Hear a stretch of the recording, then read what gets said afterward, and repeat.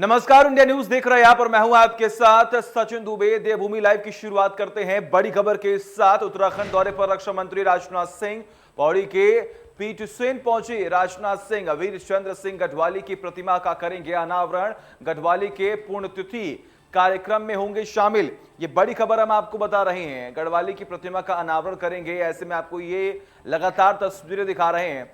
केंद्रीय रक्षा मंत्री राजनाथ सिंह के पौड़ी जिले दौरे को लेकर पीटसेन में तैयारियां पूरी कर ली गई हैं। रक्षा मंत्री गढ़वाली की पुण्यतिथि पर आयोजित स्मृति कार्यक्रम में मूर्ति का अनावरण करने के लिए साथ ही यहां बने स्मारक का लोकार्पण कर श्रद्धा सुमन अर्पित करेंगे।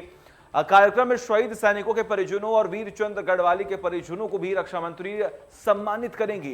रक्षा मंत्री के दौरे को लेकर जिला प्रशासन ने भी व्यवस्थाएं चाक चौबंद की हैं। मूर्ति अनावरण के साथ गसियारी कल्याण योजना का शुभारंभ होना है। इस दौरान सीएम पुष्कर सिंह धामी भी शामिल होंगे।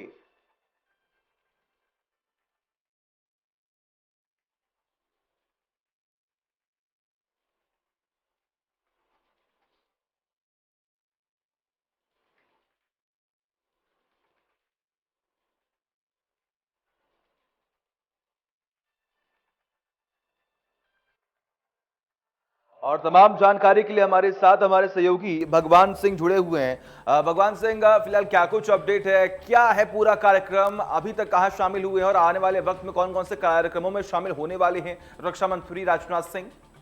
बिल्कुल सचिन, मैं आपको बता दूं कि रक्षा मंत्री पीटसेन में जो आज आए हैं जनपद पौड़ी जी। गढ़वाल के क्षेत्र है। और मैं बता दूं आप पीटसेन के जो बारे में थोड़ा कुछ जानकारी दर्शकों को कि एक चीज महत्वपूर्ण इस पीटसेन की खासियत ये है कि ये कुमाऊं से और गढ़वाल से दोनों टच में आए।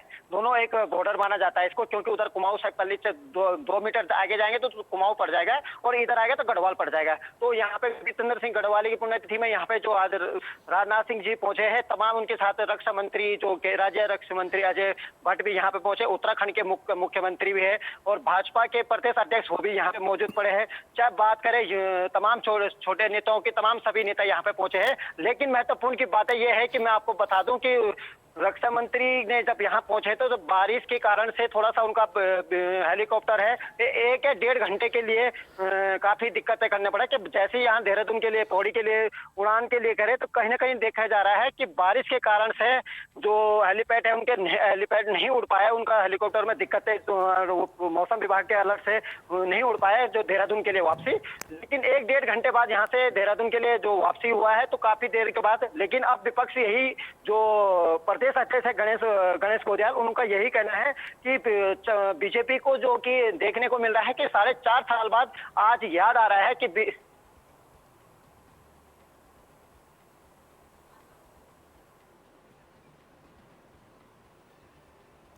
चलिए, बहुत बहुत शुक्रिया भगवान आपका तमाम जानकारी के लिए। लगातार नजर आप बना रखिए, तमाम अपडेट्स हम आपसे लेते रहेंगे। आगे बढ़ते हैं, हरिद्वार से अगली खबर है। हरियाणा पुलिस पर ताबड़तोड़ फायरिंग की गई है। लुटेरों को पकड़ने पहुंची थी हरियाणा पुलिस और फायरिंग में कांस्टेबल को गोली भी लगी, जिसकी वजह से उनकी मौत हो गई। पुलिस ने 3 आरोपियों को गिरफ्तार भी कर लिया, 2 लापता है और हरकीपैड़ी के पास का ये पूरा मामला बताया जा रहा है। तो हरियाणा के फरीदाबाद से हरिद्वार बदमाशों को पकड़ने पहुंची क्राइम ब्रांच की टीम की बदमाशों से मुठभेड़ हो गई, जिसमें हरियाणा पुलिस के एक सिपाही की मौत हो गई। हरियाणा के फरीदाबाद में डकैती के आरोपियों की लोकेशन हरियाणा पुलिस को हरिद्वार में मिली थी, जिस पर हरियाणा पुलिस की टीम देर रात हरिद्वार पहुंची और बदमाशों की धरपकड़ की कोशिश की। तो बदमाशों ने पुलिस पर फायरिंग शुरू कर दी। फायरिंग में गोली हरियाणा पुलिस के कांस्टेबल संदीप को लगी। घायल हालात में संदीप को अस्पताल ले जाया गया, जहां डॉक्टरों ने उसे मृत घोषित कर दिया। मुठभेड़ में 3 आरोपियों को पुलिस ने पकड़ लिया और 2 आरोपी मौके से भागने में सफल हैं। घटना की जानकारी मिलने पर स्थानीय पुलिस और अधिकारी मौके पर पहुंचे। देर रात तक हरकीपैड़ी के आसपास के क्षेत्रों में कॉम्बिंग की गई, लेकिन फरार बदमाश पकड़ में नहीं आ सके। एसपी सिटी कमलेश उपाध्याय ने बताया कि हरियाणा पुलिस ने कार्रवाई के लिए स्थानीय पुलिस को कोई सूचना नहीं दी थी।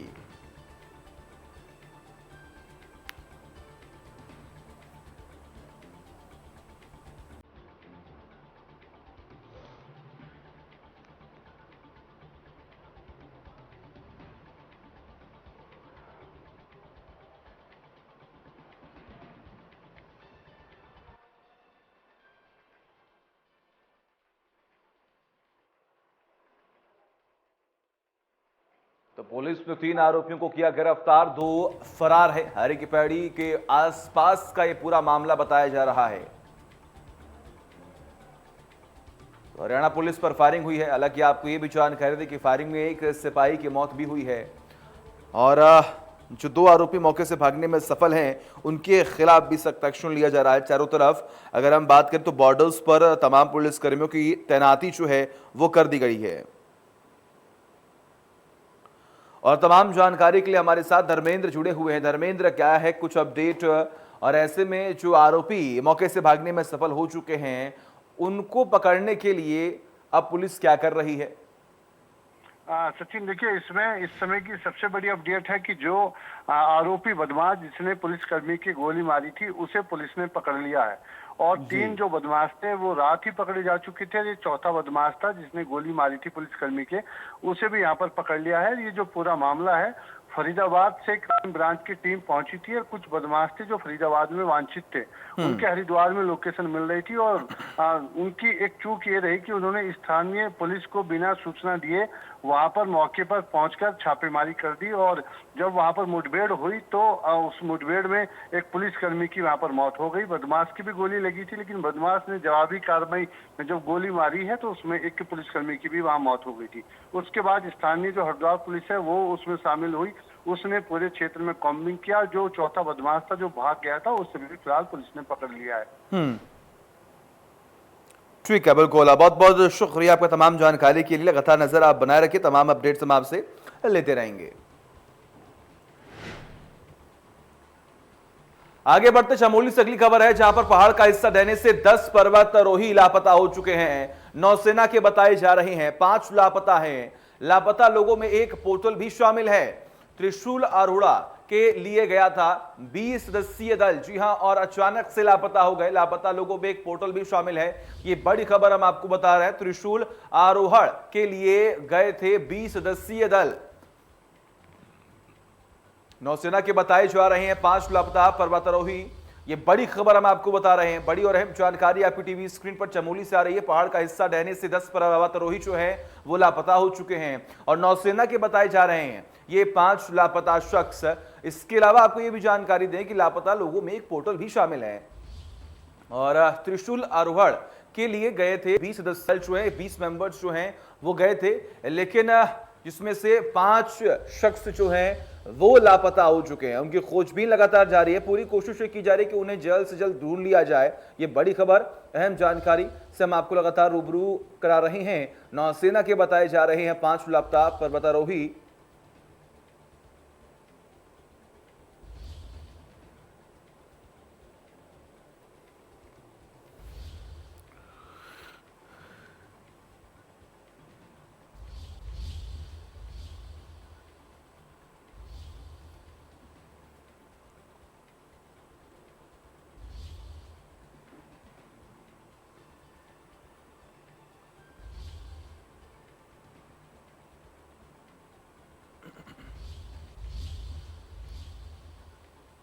आगे बढ़ते हैं। उत्तराखंड विधानसभा चुनाव 2022 में अब कुछ ही महीने बचे हैं, जिसको लेकर प्रदेश में इन दिनों सियासी माहौल गरमाया हुआ है। कांग्रेस के प्रदेश अध्यक्ष गणेश गोदियाल ने रक्षा मंत्री राजनाथ सिंह के पीटासैंण दौरे को लेकर बड़ा बयान दिया। गणेश गोदियाल ने कहा कि रक्षा मंत्री राजनाथ सिंह को पीटासैंण की जनता से माफी मांगनी चाहिए। गोदियाल ने कहा कि इससे पहले भी पूर्व रक्षा मंत्री स्वर्गीय मनोहर पार्रिकर भी पीटासैंण आए थे और उन्होंने घोषणा की थी कि पीटासैंण में भव्य सैनिक स्कूल की स्थापना की जाएगी, लेकिन पूर्व रक्षा मंत्री की घोषणा ही मात्र रह गई और आज तक राज्य और केंद्र सरकार ने इस पर कोई ध्यान नहीं दिया।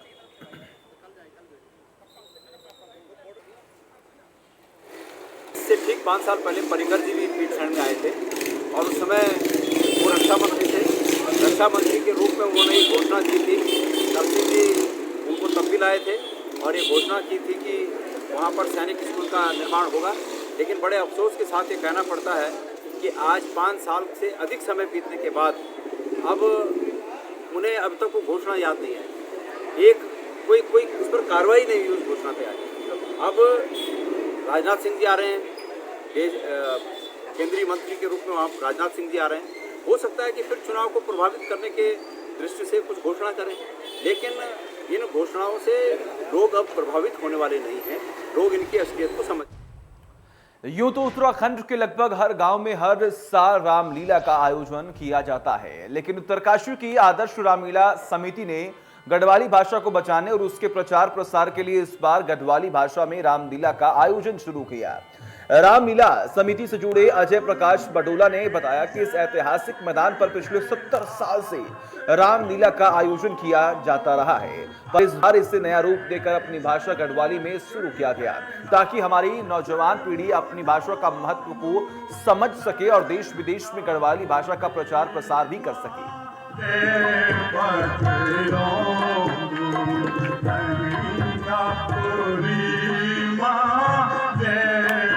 उत्तरकाशी नगर में पहली बार गढ़वाली में रामलीला होने लगी है।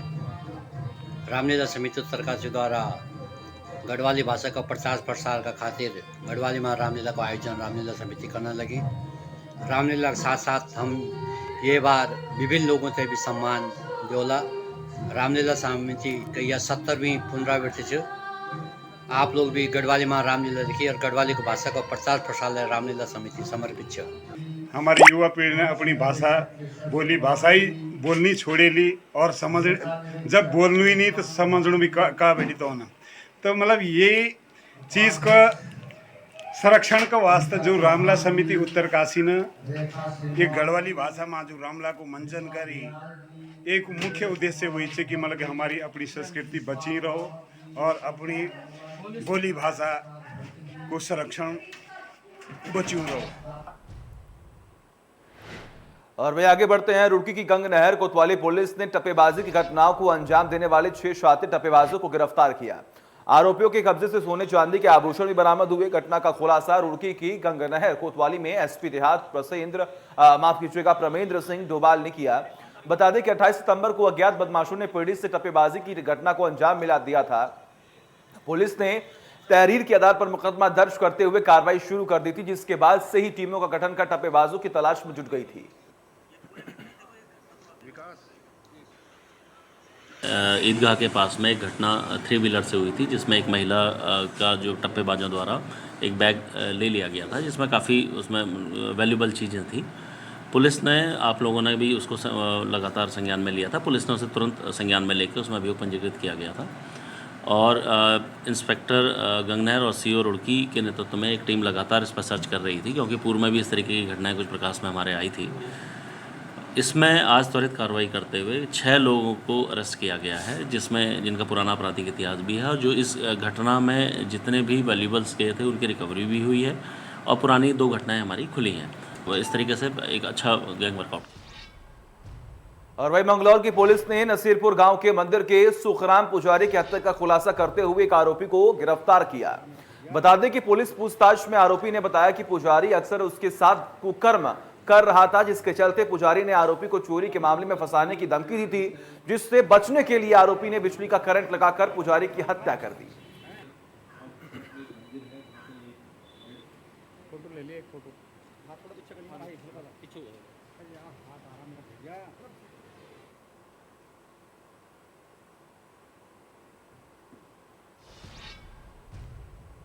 आगे बढ़ते हैं। उत्तराखंड में 2022 विधानसभा चुनाव को लेकर सभी पार्टियों ने अपनी अपनी तैयारियां शुरू कर दी हैं, जिसके तहत बीजेपी ने जनता के बीच जन आशीर्वाद रैली की शुरुआत की, तो वही कांग्रेस परिवर्तन यात्रा निकालकर सत्ता पाने की कोशिश में जुटी हुई है।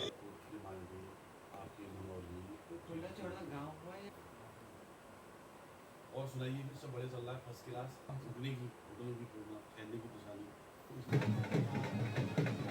तो 2022 चुनाव को लेकर अब लगातार तमाम तैयारियां हो रही हैं। खास तौर पर आपको ये जानकारी दें कि हर एक पार्टी जो है वो तमाम तैयारियों में लगी हुई है और कांग्रेस की तरफ से भी लगातार तमाम जो आयोजन है वो किए जा रहे हैं, तो वही दूसरी ओर बीजेपी भी लगातार बड़ी मजबूती के साथ ये चुनाव जीतने की कोशिश कर रही है। और आपको बता दें, कहीं ना कहीं इस बार जो है चुनाव लड़ने के लिए लगातार पूरी कोशिश हर एक पार्टी की तरफ से मजबूती से की जा रही है।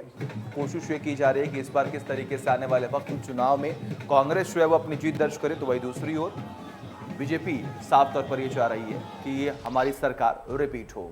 आगे बढ़ते हैं। मसूरी की सड़कों का हाल बेहाल होता जा रहा है। बता दें कि माल रोड की सड़क भी क्षतिग्रस्त हो रखी है, जिससे लोगों को भारी परेशानियों का सामना करना पड़ रहा है। तो वही मसूरी देहरादून मार्ग गलोगी पावर हाउस के पास लगातार हो रहे भूस्खलन से मार्ग बंद हो गया है। लोक निर्माण विभाग ने जेसीबी के माध्यम से मार्ग पर आए मलबे और पत्थर को हटाया, जिसके बाद यातायात को सुचारू रूप से शुरू भी किया गया।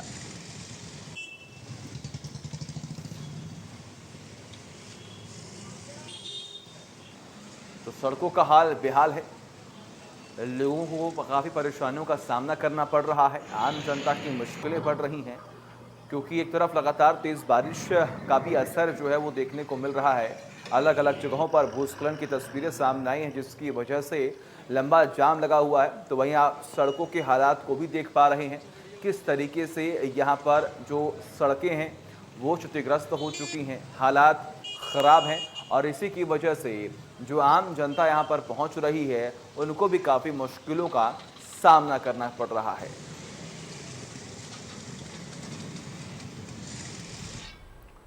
आगे बढ़ते हैं। पिथौरागढ़ में गुलदार की धमक बढ़ने से लोगों में दहशत का माहौल है, क्योंकि ज्यादातर गुलदार बूढ़े और बच्चों पर हमला बोल रहे हैं।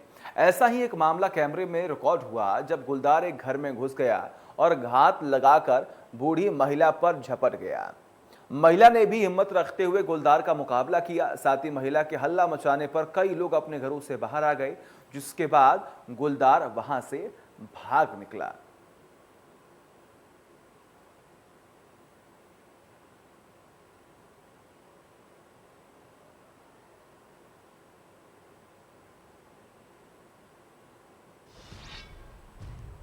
आज से देश भर में 1 अक्टूबर से 7 अक्टूबर तक सप्ताह मनाया जा रहा है। बता दें कि कॉर्बेट पार्क के साथ साथ पूरे देश में टाइगर रिजर्व में भी वन्य जीव सप्ताह मनाया जाता है, जिसके चलते लोगों को पर्यावरण के प्रति जागरूक करने का प्रयास किया जाता है। साथ ही ये भी बता दें कि लोगों को जागरूक करने के लिए साइकिल रैली का भी आयोजन किया गया। इतना ही नहीं, लोगों को ये जागरूक किया गया कि आप किस तरीके से एक्सरसाइज करें। लोगों ने अपने शरीर में पत्ते बांध रखे थे, जिससे साफ ये पता चल रहा था कि पर्यावरण के प्रति उनका लगाव कितना ज्यादा है। पहले दिन साइकिल रैली में कॉर्बेट पार्क के सभी पर्यटन कारोबारी और कई स्थानीय लोगों ने भी इस पूरे कार्यक्रम में हिस्सा भी लिया।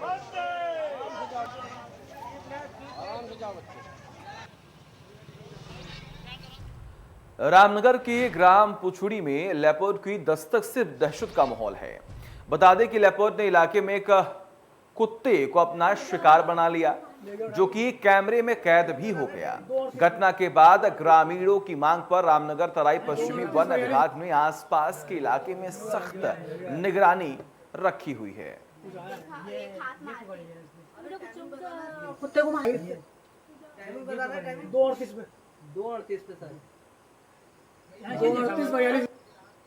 तो अब इन तस्वीरों को देखिए, डर का माहौल लगातार बना हुआ है। आप देख पा रहे हैं अचानक से किस तरीके से जो लेपर्ड है वो कुत्ते पर झपटा है और फिर वहां से भागने में सफल हो गया।